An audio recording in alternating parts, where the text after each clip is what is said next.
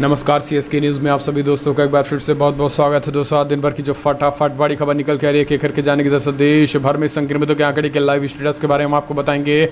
इस बीच बड़ी खबर निकल के आ रही है लद्दाख गालवान की घाटी को लेकर बड़ी खबर। संतोष बाबू ने जहां उखाड़े थे चीन के तंबू, वहां ड्रैगन ने फिर जुटा लिया है भारी साजो सामान। इसके बारे में आपको बताएंगे। इस बीच बड़ी खबर निकल के आ रही है ट्रंप के एनएसए की दो टूक, चीन की कम्युनिस्ट पार्टी सबसे बड़ा खतरा दुनिया के लिए, अब शराफत नहीं दिखाएगा अमेरिका। जी हाँ, इसके बारे में आपको बताएंगे। ट्रंप के एनएसए ने कुछ एक और बड़ी बातें कही। इस बीच अलर्ट भारत के लिए, चीन ने भारत पे किया साइबर अटैक। जी हाँ, क्या आपके पास भी आया है कुछ इस तरीके के मैसेज, तो हम आपको बताएंगे इसके बारे में। आप भी रहे अलर्ट, वरना आपके अकाउंट से खाली हो सकते हैं सारे पैसे। इस बीच नेपाल ने फिर से सीमाई इलाकों में जगह जगह बनाने लगे हेलीपैड। इसके बारे में आपको बताएंगे।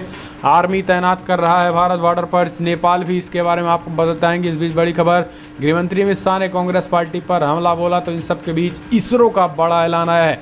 अब भारत में प्राइवेट कंपनी भी बना सकती हैं रॉकेट और सैटेलाइट्स, तो ये भी एक अच्छी खबर है। तो सब कुछ खबरें एक एक करके विस्तार से जानेंगे। जहाँ पर वैक्सीन को लेकर बहुत बड़ी खबर निकल के आ रही है। ऑक्सफोर्ड यूनिवर्सिटी ने दावा किया है, तो वो भी जानेंगे। टिड्डियों के हमलों को लेकर भी यूपी से बड़ी खबर निकल के आई है। कुछ खबरें जाने के लिए उससे पहले छोटा सा निवेदन, अगर आपने चैनल को तक सब्सक्राइब नहीं किया तो प्लीज सब्सक्राइब के लाल बटन दबाकर चैनल को सब्सक्राइब करें। और अगर आप भी मानते हैं कि पीएम मोदी के नेतृत्व में देश के दुश्मनों को भी हराएंगे और कोरोना से भी निपटेंगे, तो इस वीडियो को दिल से लाइक करके अपना समर्थन दर्ज। दरअसल पहली बड़ी खबर निकल के आ रही है। आपको बता दें देश भर में संक्रमितों का आंकड़ा 4,74,000 को हुआ पार। जी हाँ, आपको बता दें कि 4,74,391 कन्फर्म केसेस हो चुके हैं। मृतकों की संख्या 14,900 के आंकड़े यानी 15,000 के करीब आंकड़े हो चुके हैं।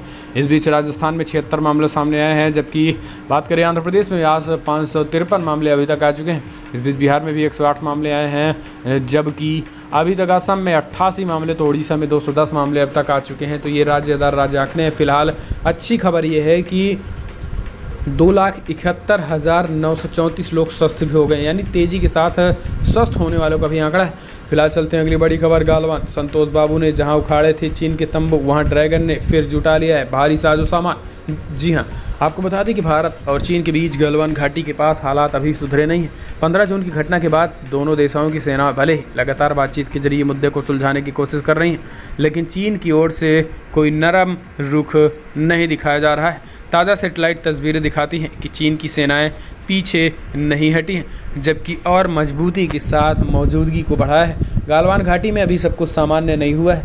इस इलाके में जहां पर 15 जून को कर्नल संतोष बाबू की अगुवाई में भारतीय सेना चीन के साथ भिड़ी थी, वहां पर अब चीन ने नई पोजीशन ले ली है। ग्राउंड जीरो की हाई लेवल तस्वीरें दिखाती हैं कि 15 दिनों के बाद 22 जून को अब दोनों देशों की ओर से नए टेंट लगाए गए हैं। 22 जून की भी इस सेनाएं के कोर कमांडर स्तर की वार्ता हुई थी। उस दिन भी ली गई तस्वीरें पेट्रोल पॉइंट 14 के पास चीनी सेना का नया फॉरवर्ड बिल्डअप दिखता था। तो ये अपने आप में एक बड़ी खबर है, क्योंकि आपको बता दें कि चीन लगातार बातचीत के बाद चीन भी कर रहा है और बातचीत भी कर रहा है, और हर बातचीत में अब वो पीछे हटने की बात भी कर रहा है। लेकिन विडंबना ये है और चीन की सातिराना चाल ये है कि लगातार वो अपने सैनिकों को और अपने साजो सामान यानी युद्ध के सारे सामान को बढ़ाता चला जा रहा है, जो कि भारत के लिए एक अलर्ट है। हम चलते हैं अगली बड़ी खबर लेते हैं। आपको बता दें कि ट्रंप के एनएसए की चीन को दो टूक, कहा चीन की कम्युनिस्ट पार्टी सबसे बड़ा खतरा है दुनिया के लिए, अब शराफत नहीं दिखाएगा अमेरिका। दरअसल अमेरिका और चीन के बीच कोरोना वायरस महामारी फैलने के बाद से ही तनाव की स्थिति बनी है, और अब इस पर अमेरिकी राष्ट्रपति डोनाल्ड ट्रंप के राष्ट्रीय सुरक्षा सलाहकार रॉबर्ट ओब्रायन ने भी एक बार फिर से चीन की चेतावनी दी है। ओब्रायन का कहना है कि अमेरिका अब चीन की कम्युनिस्ट पार्टी को खतरा पहचान गया है और उसे आगे बढ़ने नहीं देगा। एक संबोधन में रॉबर्ट ओब्रायन ने कहा है कि अमेरिका लगातार चीन को सम्मान देता है, लेकिन चीन की हरकतें ऐसी नहीं हैं। ऐसे में अब अमेरिका के अच्छे व्यवहार के दिन अब लग गए हैं। डोनाल्ड ट्रंप की अगुवाई में चीन को जवाब दिया जाएगा।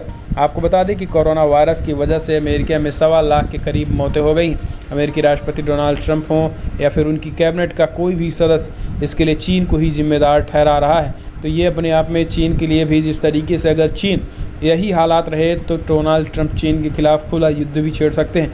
आपको बता दें कि जापान और चीन से तनाव के बीच अमेरिका ने भी अपनी जंगी जहाज़ों को जापान के साथ खड़ा कर दिया।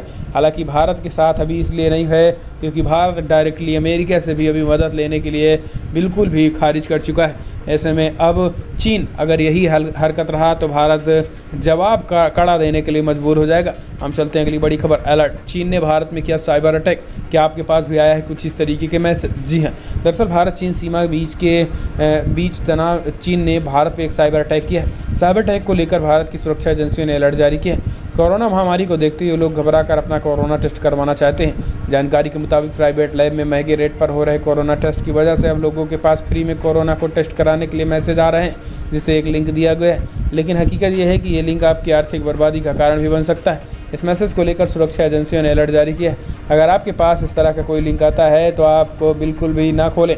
सुरक्षा एजेंसियों की माने तो एक तरह का साइबर अटैक है जो चीन ने किया है। जानकारों के मुताबिक साइबर एक्सपर्ट पवन दुग्गल का कहना है कि भारत में साइबर कानून कमज़ोर होने की वजह से लोगों में कम जागरूकता की वजह से भारत के लोग इस तरह के साइबर अटैक का ज़्यादा शिकार बनते हैं। हम चलते हैं अगली बड़ी खबर लेते हैं। नेपाल मान नहीं रहा है। नेपाल सीमाई इलाकों में जगह जगह बनाए हेलीपैड। नेपाली आर्मी बना रही है 285 किलोमीटर लंबी सड़क। जी हाँ, आपको बता दें कि कभी भारत के सबसे करीब रहने वाला नेपाल लगता है अब पूरी तरीके से दूर हो गया है। लिपुलेख सड़क के उद्घाटन के बाद नेपाल ने एक के बाद एक भारत विरोधी कदम उठा लिए हैं। नए राजनीतिक नक्शे को मंजूरी देने के साथ साथ कई ऐसे मामले हैं जो ये दर्शा रहे हैं कि नेपाल अब भारत के हाथों पूरी तरीके से फिसल गया है। लिपुलेख सड़क के उद्घाटन के बाद नेपाल ने सीतापुल के पास छांगरू में BOP खोल दी है। वहीं उत्तराखंड में बाहरमदेव में तिंकर तक 285 किलोमीटर की सड़कें भी बना रहा है। इस सड़क को बनाने का काम पहले नेपाल के लोक निर्माण विभाग के पास था, लेकिन अब ये जिम्मा नेपाली आर्मी ने अपने हाथों में ले लिया है। तो ये एक बड़ी खबर और टकराहट की खबर है। हम चलते हैं अगली बड़ी खबर लेते हैं। आपातकाल, आज आपातकाल का है दिन। अमित शाह बोले कांग्रेस की घुटन महसूस कर रहे हैं नेता। CWC में दब गई हैं सबकी आवाज़ें। जी हाँ, दरअसल आपातकाल के ऐलान की 45वीं बरसी पर केंद्रीय गृह मंत्री अमित शाह ने कांग्रेस पर निशाना साधा। आपातकाल के लिए कांग्रेस को कोसते हुए अमित शाह ने कहा है कि कांग्रेस में लोकतंत्र बहाल नहीं हो गया, वहां नेता घुटन महसूस कर रहे हैं। अमित शाह ने कांग्रेस को आत्मचिंतन की नसीहत दी है। आपातकाल को याद करते हुए गृह मंत्री अमित शाह ने गुरुवार को कहा है कि 45 साल पहले इस दिन सत्ता की लालच में एक परिवार ने देश में आपातकाल लागू कर दिया है। रातों रात राष्ट्र को जेल में बदल दिया गया है। प्रेस, अदालतें, मुक्त भाषण सब खत्म हो गए हैं। गरीबों और दलितों पर अत्याचार किए जा रहे हैं। कांग्रेस पर निशाना साधते हुए अमित शाह ने कहा है कि लाखों लोगों के प्रयासों का कारण आपातकाल हटा लिया गया था। अब भारत में लोकतंत्र बहाल हो गया है, लेकिन कांग्रेस में लोकतंत्र बहाल नहीं हो पाया है। एक परिवार के हित की पार्टी के हितों और राष्ट्रीय हितों पर हावी थे। ये खेदजनक स्थिति आज की कांग्रेस भी पनपती है। हम चलते हैं अगली बड़ी खबर। इसरो का बड़ा ऐलान, अब भारत में प्राइवेट कंपनी भी बना सकती है रॉकेट और सैटेलाइट। जी हाँ, आपको बता दें कि आने वाले दिनों में अब भारत में भी अंतरिक्ष के क्षेत्र में बड़ा बदलाव दिख सकता है। भारतीय अंतरिक्ष अनुसंधान संगठन इसरो के ऐलान किया है कि अब प्राइवेट कंपनियों ने भी रॉकेट और सैटेलाइट बना सकती हैं। इसरो के चेयरमैन के सिवन ने कहा है कि अब स्पेस सेक्टर को प्राइवेट कंपनियों के लिए खोल दिया जाएगा। आपको बता दें कि इस साल नासा ने अब पहली बार प्राइवेट कंपनियां SpaceX के अंतरिक्ष से 2 लोगों को इंटरनेशनल स्पेस स्टेशन भेजा। इसरो प्रमुख के सिवन ने बृहस्पतिवार को कहा है कि निजी क्षेत्र को अब रॉकेट और सैटेलाइट बनाने और प्रक्षेपण सेवाएं मुहैया कराने जैसी आंतरिक गतिविधियों की अनुमति दी जाएगी। उन्होंने कहा है कि निजी क्षेत्र भारतीय अंतरिक्ष अनुसंधान संगठन इसरो के अंतर्ग्रहीय मिशन का भी हिस्सा बन सकता है। हालांकि सिवन ने कहा है कि इसरो की गतिविधियां कम नहीं होंगी। इसरो की तरफ से शोध और विकास के काम लगातार होते रहेंगे। तो ये भी बड़ी खबर है, अब प्राइवेट कंपनियां भी रॉकेट लॉन्चर को बना सकती हैं। हम चलते हैं अगली बड़ी खबर। CBSE बोर्ड एग्जाम 2020 10वीं और 12वीं की 1 से 15 जुलाई तक होने वाली परीक्षा होंगी कैसे? जी हाँ, CBSE बोर्ड की 10वीं और 12वीं क्लास के बचे हुए एग्ज़ाम को कराने की याचिका पर सुप्रीम कोर्ट में सुनवाई हुई। महाराष्ट्र, दिल्ली और ओडिशा ने परीक्षा कराने में असमर्थता जताते हुए हलफनामा दिया था। सॉलिसिटर जनरल तुषार मेहता ने कहा है कि 10वीं और 12वीं की 1 से 15 जुलाई की परीक्षा होने वाली परीक्षा को कैंसिल कर दिया गया है। आपको बता दें कि CBSE ने 10वीं परीक्षाओं को पूरी तरीके से कैंसिल करने का फैसला किया है, जबकि कक्षा 12वीं की परीक्षाएं अभी वैकल्पिक होंगी। तो ये एक बड़ी खबर है। हम चलते हैं अगली बड़ी खबर। फाइनल ट्रायल में पहुंची ऑक्सफोर्ड वैक्सीन, अक्टूबर तक आने का दावा। जी हाँ, कोरोना वायरस के बढ़ते मामलों के बीच एक अच्छी खबर आई है। यूनिवर्सिटीज़ ऑफ ऑक्सफोर्ड और एस्ट्राजेनिक प्लेस डॉक्टर की प्रायोगिक वैक्सीन अपने क्लिनिकल ट्रायल के अंतिम चरण में पहुंच गई है। दुनिया भर में चल रही खोज के बीच में ये वैक्सीन है जो अपने आखिरी चरण में पहुंच गई है। इसके नाम से भी वैक्सीन एस्ट्राजेनेका का लाइसेंस दिया गया है। अंतिम चरण में ये वैक्सीन यूके के 10,260 वयस्कों और बच्चों को दी जाएंगी।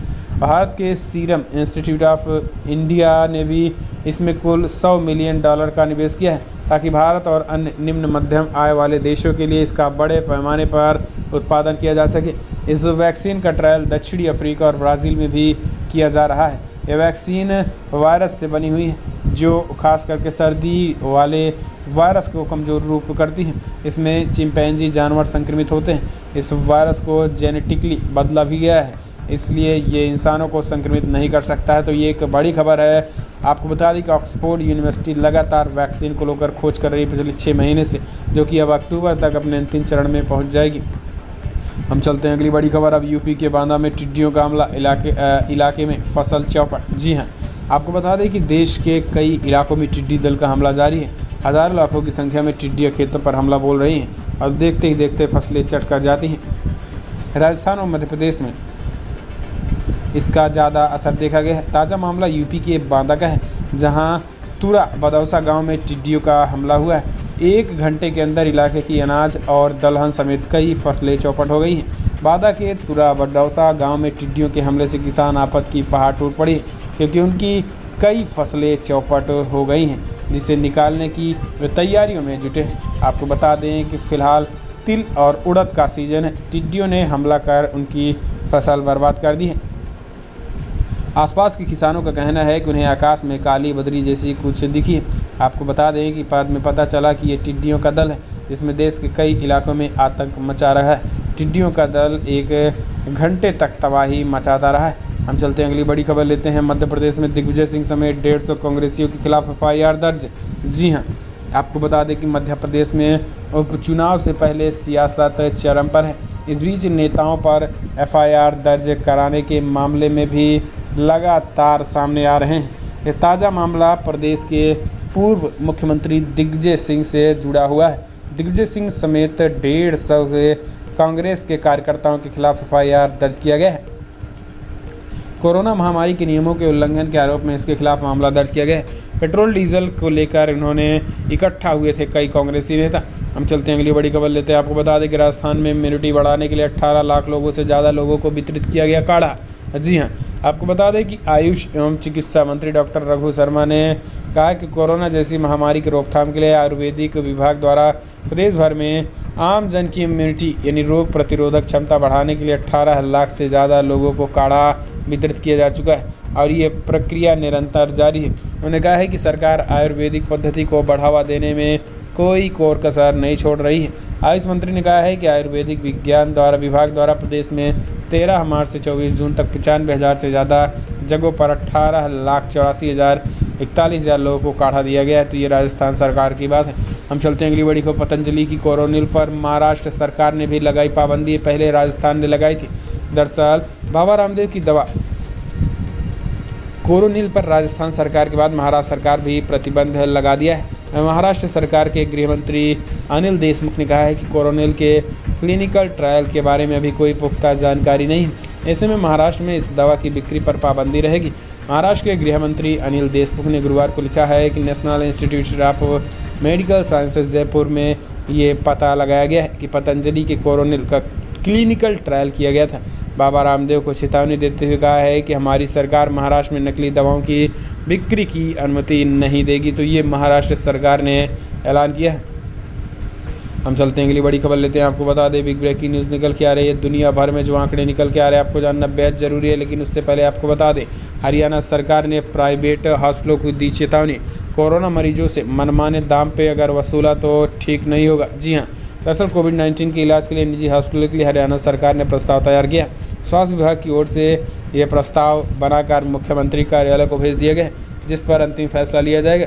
दरअसल प्राइवेट हॉस्पिटल मनमानी न कर सके और बड़े पैमाने पर कोरोना को लेकर पैसे न ले सके, इसको लेकर है। आपको बता दें कि कोरोना टेस्टिंग का रेट 2400 है और 2400 से ज़्यादा कोई नहीं ले सकता है। हम चलते हैं अगली बड़ी खबर। दुनिया भर में जो आंकड़े आ रहे हैं 93 लाख के आंकड़े को पार कर गए। जी हाँ, 93,94,000 कन्फर्म केसेज हैं, जबकि मृतकों की संख्या 4,81,000 को पार हो गई है। इस बीच यूनाइटेड स्टेट में 24,25,000 कन्फर्म केसेज हैं, वहीं 1,23,000 के करीब लोगों की मौत हो गई है। ब्राज़ील में 11,92,000 कन्फर्म केसेज, 53,000 के करीब लोगों की मौत हो गई है। रसिया में 6,06,000 कन्फर्म केसेज, तो 85,100 के करीब लोगों की मौत हो गई। जबकि इंडिया में भी 4,73,000 कन्फर्म केसेज हैं, तो 14,000 के करीब लोगों की मौत हो गई है। इस बीच यूनाइटेड किंगडम में 3,06,000 कन्फर्म केसेज हैं, तो 43,000 के करीब लोगों की मौत हो गई है। पेरू में 2,64,000 कन्फर्म केसेस, तो 85,100 के करीब लोगों की मौत हो गई है। चिली में 2,54,000 कन्फर्म केसेस। तो ये दुनिया भर का आंकड़ा फिलहाल बड़ी खबर इतना। लेकिन अगर आपको वीडियो पसंद आए तो लाइक करें, शेयर करें, कमेंट के माध्यम से अपनी राय देना ना भूलें। इस वीडियो बताने जय हिंद, वंदे मातरम।